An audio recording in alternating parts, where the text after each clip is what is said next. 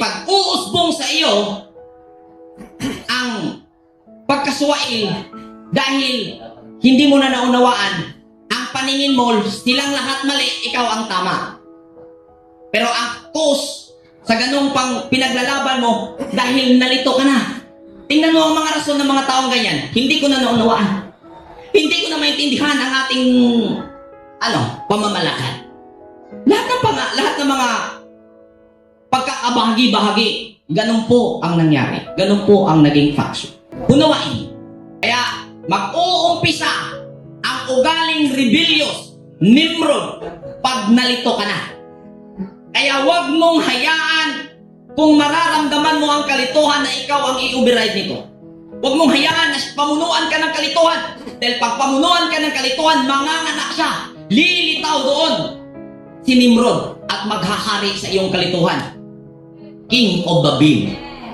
Ang King of Babel ay ang suwail na ugali. Amen. Kung darating sa atin ang kalituhan, expected.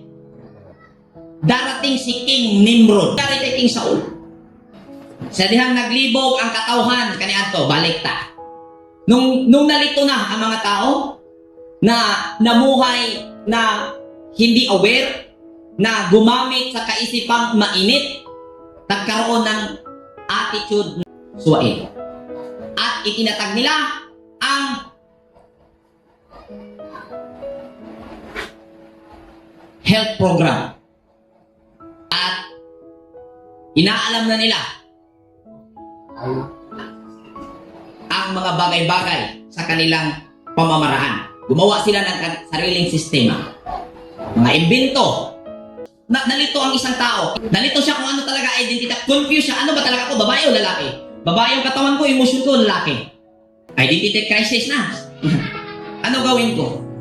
Dahil nakaprepara na ang mga taong namuhay sa agresibong kaisipan, pagiging mainit, at lumutang na ang attitude na pagiging suwail, nagtatag na ng PCSS, pag-imbento. At kung ating tingnan ngayon ang realidad sa ating kasalukuyang panahon, yung nasabi ko kanina na isang babaeng na nalito sa kanyang identity, kung ano siya, lalaki ba siya o babae, may ipinoprovide na mga PCSS. Dito ka, magdala ka ng pera, i-make over kita, gawin kitang lalaki ayon sa gusto mo. Ganon din, vice versa, lalaki, nalito siya, gusto, lalaki ako, matipuno, tapos gusto ko rin lalaki. Sabi ng grupo ng PCSS at help, mari ka dito. Mari ka nga. Bayan. Kwarta kay Picasso tanang imong kinatao. Sumala sa imong gusto. Tinuod. Realidad. Amen. Kaya, huwag niyong sabihin, gawa-gawa ko ang pagkokonekta ko sa mga kahulugan ng pangalan ni Ham. Dahil kung basihan mo sa realidad, ito ay natatanaw ng iyong dalawang mata. Amen. Amen. Kita mo yun. Kaya, sabihin man nila, lumilihis na ako sa daan. Ang tanging nakikita ko, katotohanan dahil realidad ang nakikita ko sa pangunawang hinukay natin ngayon. Amen. Tingnan mo. PCSS. Maglibog ka kung saka. Mingon ka nga. Kaning akong iro. Gusto ko, kay ganahan ko ng iro na ako'y na-imagine nga ganahan. Ako ni ipa-crossbreed aning, kuan? Kaning kanding. Naigabuhat anak. Gidili na siya kinaiyahan. Pero gi-provide ani nila. Kuan bro, kinabuhi nga gi-cloning nila ba? Clone nila.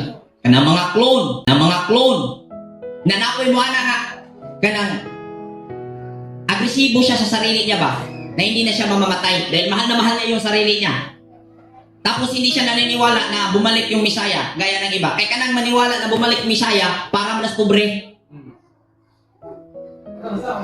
Kaya yung mga taong naniniwala sa Misaya na babalik, para yun sa mga hindi gaanong mapera. Pero pag mapera na talaga, hahanap yan ng pinaka-epektibong pamamaraan. Kaya sabi niya, ano ko na lang yung sarili ko, i-preserve ko yung sarili ko. Kaya may mga ano na ngayon na, ang tawag doon, AI. Mga robot ba, physical, di matay. Diri ka po nagikuha. Ganong nitong hangalin siya? Tungod sa Babel. Pero kung imong subayon, unsa gyud hinungdan, ang pagka-agresibo. Dautan ba ang agresibo? Dili. Nganong nahimong nakapamunga og dautan? Tungod kay nigamit ka sa pagka-agresibo nga di ka aware. Kahit anong bagay na iyong gagamitin kung hindi ka aware kung ano ang function niyan, it's either ikaw ang masisira or yung bagay na ginamit mo ang masisira. Amin po ba? Simple. Resibo na walang awareness. Bad result. Bad. Negative yung result.